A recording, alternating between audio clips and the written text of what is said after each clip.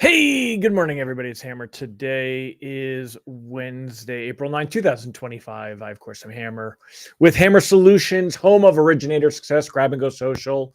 Pretty soon, we're going to roll out the name for Rate Sensei, which is what the text alerts are. And anyway, you are here with my daily mortgage rate update, the only place on the web where you can join me live each and every weekday morning, 9:30 a.m. Eastern Time, broadcasted to you on Facebook and on YouTube. Got a lot to cover today. We're going to talk about what's going on with rates, why they're shooting up, why I say to float today. Yes, float.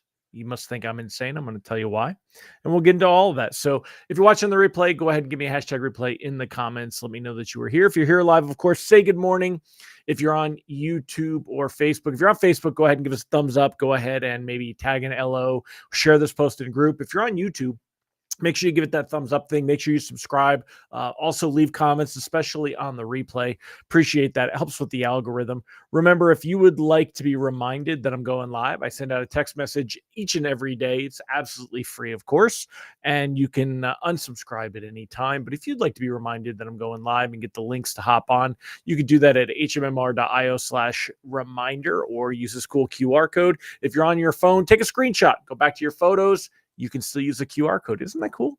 I love that feature. I just learned about that a little while ago.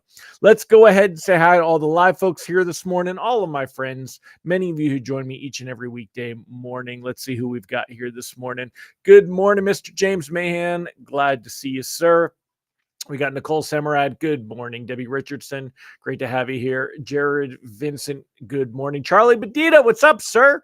Rob Stewart. Good morning. Megan Lindberg. Great to have you here as well. Almir Krivdik. Great to see you. Kalmazikis. Deb Dickinson. Mike Brown, Glenn Boussard, Angela Walters, happy Wednesday, Mallory Fotiadis, Dave Holland, good morning, y'all.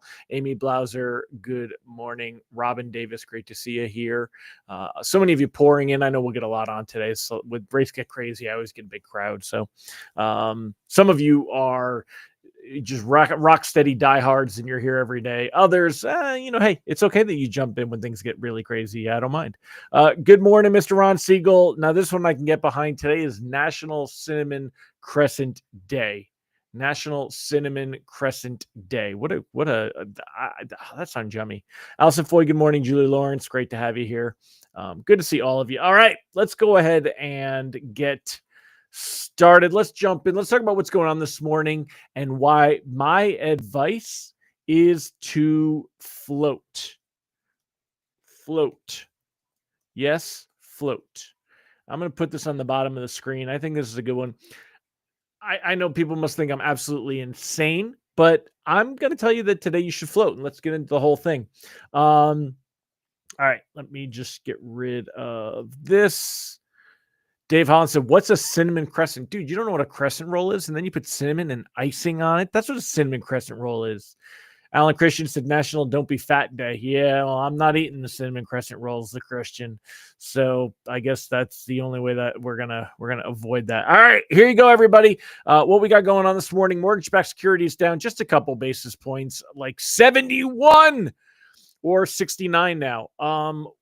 Look at this. Look at Oh my goodness. Look at this. We've lost 200 basis points in mortgage-backed security pricing since last week. It is insane. And yesterday I told you to lock. Monday I talked about locking. Friday I talked about locking. We can go back through to my text alerts and take a look and see. Again, if you don't subscribe to the text alerts, I don't understand why. They're $7 a month. I'm going to go ahead and I'll put the QR code in the link on the bottom of the screen. But here you go. I want to bring this up, right? Let's take a look here. Let's kind of get a few days worth of them on here. So let me just bring this up a little bit more. Okay. All right. There you go. So let's go back to Thursday. We said, hey, bonds held gains didn't improve despite stocks melting down. It's unlikely we see much of a reversal in bonds tomorrow. This is going to play out longer than just one day. Chances are good we'll see rates continue to move lower. That was Thursday, right? This is where we were at the end of the day on Thursday. That said, it's still jobs data, could be volatile. Friday Friday was looking good in the morning to start the day. We were 21 basis points up on the day. Jobs data was mixed. More jobs created than forecast. Higher unemployment of 4.2%. None of it mattered, though. Markets shrugged it off to capacity to news of China's tariff retaliations. Expect rates to move lower from here, but remember, we could see volatility based on if Trump shows any signs of easing tariffs, right? So Friday morning, it was clear sailing. However, Friday afternoon alert, bonds have lost a lot of ground. Lenders may consider repricing worse. No need to panic, but lock accordingly. So Friday afternoon, we started to see things reverse, and there was no clear reason why, but we started to see a reversal, right? Friday afternoon, I warned we'd see volatility. Today's a great example. Remember, we started out the day at plus 21 basis points, ended the day -6. So Friday was when we saw the first signs of this coming right here. This red candlestick that you see here, we were up this high, it dropped back down. All right. So we warned we see volatility. Today's a great example. Expect more volatility next week if markets continue to panic. Could see rates continue to decline. However, for loans closing near term, that's a lot to count on. If no reprice worse yet, consider locking risk averse and near term closings. But we're going to have to ride this out for loans that have more time. So we started to see by Monday, though, it was clear. We saw Monday right here. Look at this huge candlestick and loss on Monday. Monday was a brutal day, and we saw rates jump. And by the end of the day, we had an alert and a lock. And we said, hey, it's time to panic. Make sure everything you want to protect is locked. We were calling for this on Monday because we've seen this gradual progression on where things are at here, right? Now, as we get into yesterday, we talked about expect more volatility, stay locked on all loans, as painful as it is. We sent out an update in the middle of the day because we saw a little bit of improvement and some lenders were pricing better. So why not take advantage of that, right? Then we said, hey, another alert. If reprice better, take it quick. Oh, you guys can't see this. I moved it. If you guys can't see, take it quick. And then on Friday afternoon, we said, hey, you need, protect your pipeline. You need to be locking, right? This is what we said yesterday. This morning, look at where we're at. Now, this morning, I am floating. Look at the advice at the bottom of the page. Yes, I'm floating. Here's why. If you had deals that you've already had, they're either locked or they're not deals anymore. You may have a rare purchase where, you still have to get it done. I don't know that I would be in a hurry to lock today if that's the case, and I would only be locking on ratios. Markets have broken. We have seen this thing totally explode. Let me get this out of the way. We have seen this thing totally explode and blow up. This is very similar to the pandemic.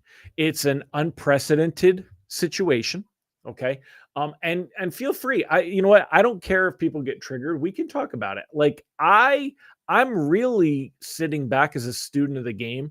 I'm curious to see if this all blows up and this just makes Trump look foolish, or is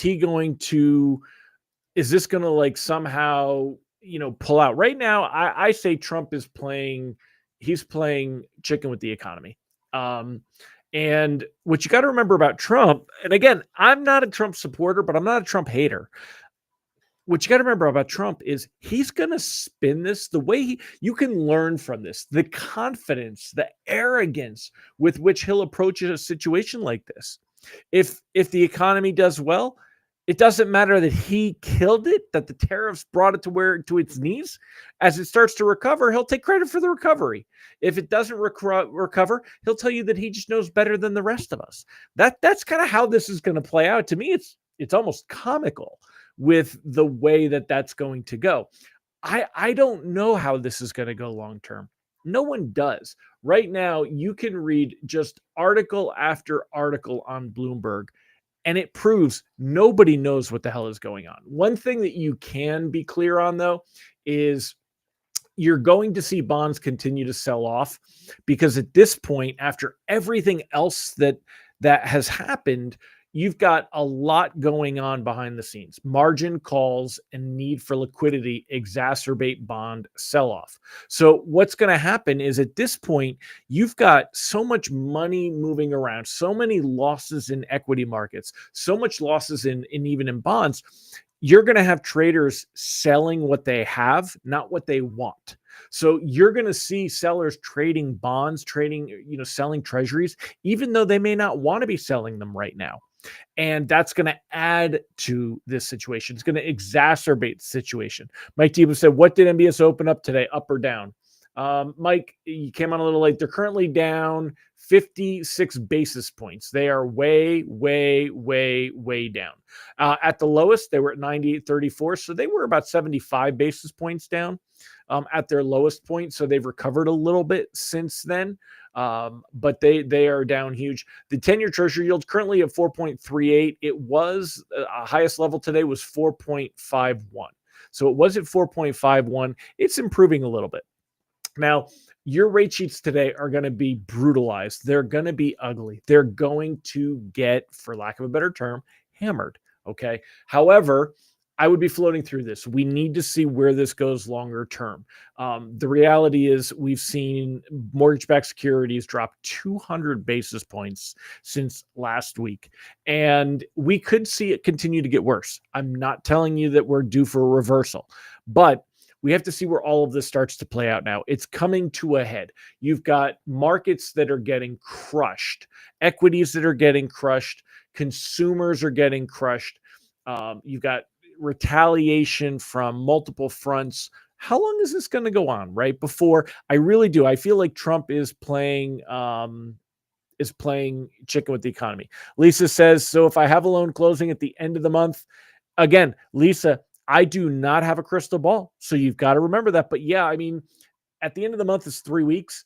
I would give it, I wouldn't lock today. That's for sure. I would be floating today and see, because at this point, rates are going to be in the sevens, right? We would have seen, if we take a look here, you were looking at rates that were, I mean, we had the best level, 6.6, right? So let's call it 6 5/8, maybe 6.5. Now those rates are in the sevens. Rate sheets have jumped a half a point, maybe 5/8 of a point. Are you going to take a victory locking in a loan today? Like, after rates jump a half a point, and so the question becomes, what is the risk versus the reward? Why is it happening, and what's going to happen next? Markets are not making rational decisions.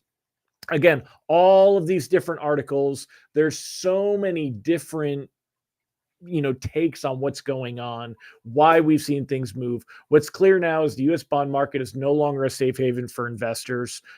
On the contrary, it's piling pressure on stock markets. Treasury sell-off spread to other major debt markets. UK's borrowing costs surged to the highest since 1998. The Japanese 40-year bond. Now, again, whether you love him or hate him, Trump's a narcissist. You have to admit that, right? This guy is sitting back saying, I did that. He has rippled and affected the entire world economy, the global economy. All right. He has done that. And what might happen is he may flex for a while longer, and then he's going to give back, and it will be this grand gesture of doing these things, and he'll carry on about how he saved different things. And again, I don't hate the guy. I don't love the guy either, but I don't hate the guy. All right. That's not me. I know many of you, a lot of people are very strong. They either love Trump, they defend every move, or they hate Trump and they chastise everything. I think this is going to be a mix. Was it needed? I don't know. Again, I'm just going to sit back as a student of the game and watch what happens with this. I don't really have an opinion. I wasn't the president. I didn't have to make these decisions. I haven't really thought about it that much. But when it comes to mortgage rates and where we're going, today marks the official, we've broken the whole thing. And you got to sit back and let the dust settle at this point. I would not, I mean, the reality is that let's say that you're locking in today, even without, like, say, loan level price adjustments, you're locking conventional conforming, 7 in an A, 7 and a quarter. Do me a favor, y'all. What do you think that your rates are at? I mean, if you're, and again, I see you said that you understand, that you understand. I mean, if you're locking at 7 and a 7 and a quarter, is that really a victory? And if rates do go up to 7.5, are we not going to at least get back down to 7 and a quarter? We may not get back down to the low mid sixes, but we're at least going to get to this level. So that's my take there. Randy said it's like closing the gate after the cows are out. Exactly. That's a good one, Randy. Because the other thing I always say is it's like putting on your seatbelt after you've hit the tree. Does the money coming in do for our numbers? If anything, just curious. What does the money coming in do? I don't know what that means, Chris. You got to help me up. Help me out on that one. Ron, there's a lot of people going crazy over bonds. The UMBS 5.5 January 20th was 9.85. As of right now, 9.85. Yeah, I mean, again, it's a little bit lower than that right this second, but we've seen that. We saw the worst levels right here in January on where we were at on that. So let's see. Can you give it insight on ARM rates, why they're not getting worse at the same speed?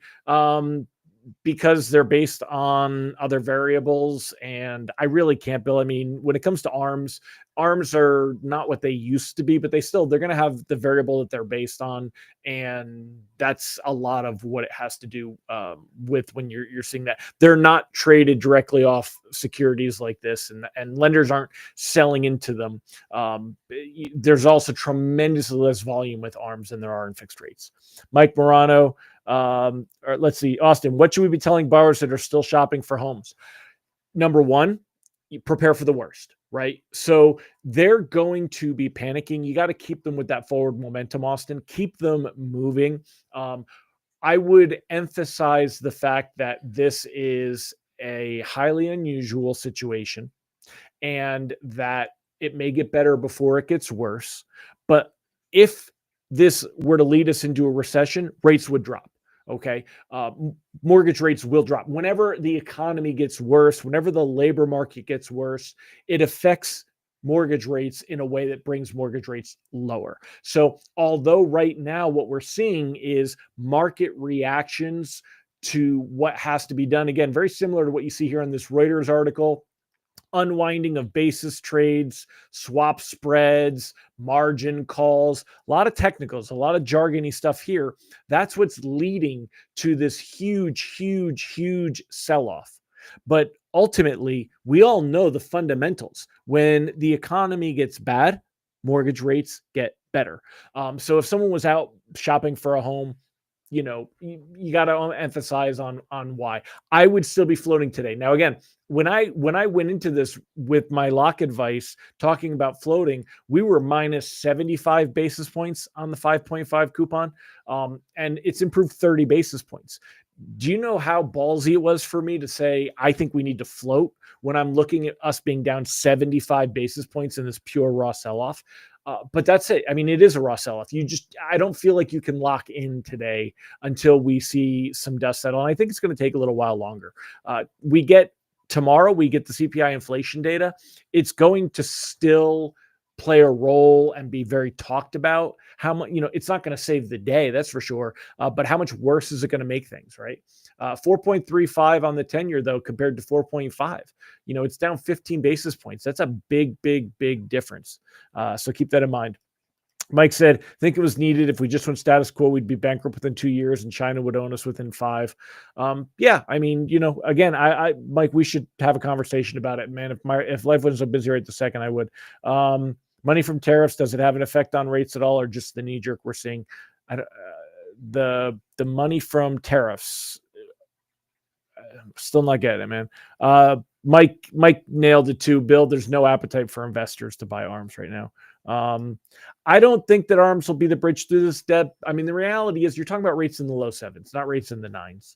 So, we've been here before. We know that rates are in the 7s. We know that it slows things down, but the people's still out there. The thing is, we're another year and a half removed from last time we had rates that were in the high 7s, and people they're tired of sitting on the sidelines and they're waiting on stuff. Ron said, tell them historically rates get better with a bad economy, creates an increase in value in real estate. But if your family needs or wants a new home, as Warren Buffett says, buy when there's blood in the water. Yeah, exactly. Gold balls. There you go, baby. Yeah, exactly. So anyway, I know that it definitely is, a leap of faith to float right now. I'm not telling you that rates are going to get better. I'm telling you that especially loans with time, we got to look at the big picture. You got to step back, look at this holistically, right? So if we were to look at what are we locking in right now and how bad is that rate, compared to where will we be in the next couple of weeks? What happens, at this point, the idea that if they were to pull back tariffs, it doesn't have that same effect that we would have seen a couple of days ago. The correlation between stocks and bonds, it's broken again. So we had a very small window where we saw a classic correlation. Stocks went down, bonds went up. It was a safe haven play. It didn't last long. Today's modern economy is very different than it was in the 90s and even the 2000s. So you're not going to see that same thing. So if stocks actually do well, you're going to see treasuries do well also. We got the 10-year treasury auction this afternoon. You can absolutely bet on that being a terrible auction, right? And that's going to see things sink even more. So, I mean, there's all this stuff going on. Traders hunt for the elusive market bottom as tariffs crush stocks and crush bonds now, right? Looking here, the S&P 500 set to approach bear market as bonds sink. We know bonds are sinking. They're going to continue to sink. There were, Scott Bessent, the Treasury Secretary, he says this is normal deleveraging, right? Treasury Secretary Scott Bessent played down a sell-off in Treasury, saying there was nothing systemic at play. Also served a warning against China to not attempt to devalue its exchange rate in retaliation for American tariff hikes. There's one of these deleveraging convulsions that's going on right now in the markets. And again, he's going to toe the company line. So Ron Siegel, our trade imbalance with China is financing their military. If we move our supply chain to India, Turkey, Brazil, it will help the U.S. world in the long run. The biggest commodity we ship to China is food. They need food more than we need iPhones. So, Mike, thank you for the comment, the kudos and the commentary today. Appreciate you, my friend. Hopefully this helps y'all. So, yeah, and Ron, I don't disagree with that. I mean, again, it's going to be a big thing to play out today, whether you love them or hate them or how it's going to be. So that's kind of how that works there. But anyway, I'm going to wrap it up, y'all. We've been out here 22 minutes. I think we've kind of made our point. I'm going to, I'm advising to float today, not because I think rates are going to get better tomorrow, but because when we look back on this, even if this isn't the bottom, I don't think now's the time to lock. We locked Friday. We locked on Monday. We even locked Tuesday. Today, with his rate sheets making the jump that they're going to make this morning, I wouldn't be locking. Let's wait and see. Let's let this calm down. Things are broken. We need the circuit breaker to kick in. We need to see where the dust settles. And we just got to let this play out a little bit longer. We may see rates continue to move higher, but they will have to fall again at some point. The question is, will it be a week, 2 weeks, 3 weeks? Will they move up to 8% before they fall? Will I look back and be like, man, I was so wrong? Possibly. I mean, nobody knows. Things are crazy. I warned you it was going to be volatile. That's for sure. We see volatility. Arguably, we should be seeing stocks improve or bonds improve right now. Arguably, money should be flowing in. But again, you have liquidation going on, sell-offs going on because they need to, for they need the money for other things, et cetera, et cetera. So Dave Holland, good morning, sir. Thank you. Appreciate you as well. So, all right, my friends, I'm wrapping up for the day, y'all. Let's see what tomorrow brings. Again, I don't know that we're going to see necessarily, but look at this. We've already seen, let me throw it up on the screen one more time. We were minus 75 basis points this morning. We're starting to see quite the reversal. It's half as bad. I mean, being down 38 basis points is still bad. Don't get me wrong. But being down 38 basis points compared to 75, that's a dead even. That's a dead half, right? Look at this little uptick. 2 days here. Look at this little uptick. So we're going to keep floating. We're going to float and see where this goes. And again, I may change my mind by the end of the day. You never know. It's very volatile. Something can change. And I don't know if I would change my mind, but either way, that's why sign up for our text alerts. If you're not already a member, they're $7 a month. It's funny. You think they're like more expensive the way I push these things. I don't make a lot of money on these. I mean, how much money? Yeah, we've got, over 1,000 people, but you don't make a lot of money compared to our other products on it. I do it because I love y'all, because I want to help you, because I want to help you protect your pipeline. So anyway, check them out. And I will see you. Ron, circuit breaker kicking is a technical term. We don't want that. Yeah, well, that's I don't think bonds have a circuit breaker. Stocks did. Stocks do. I remember that. So, all right, my friends, I am wrapping it up. I'll see you guys tomorrow. Bye-bye.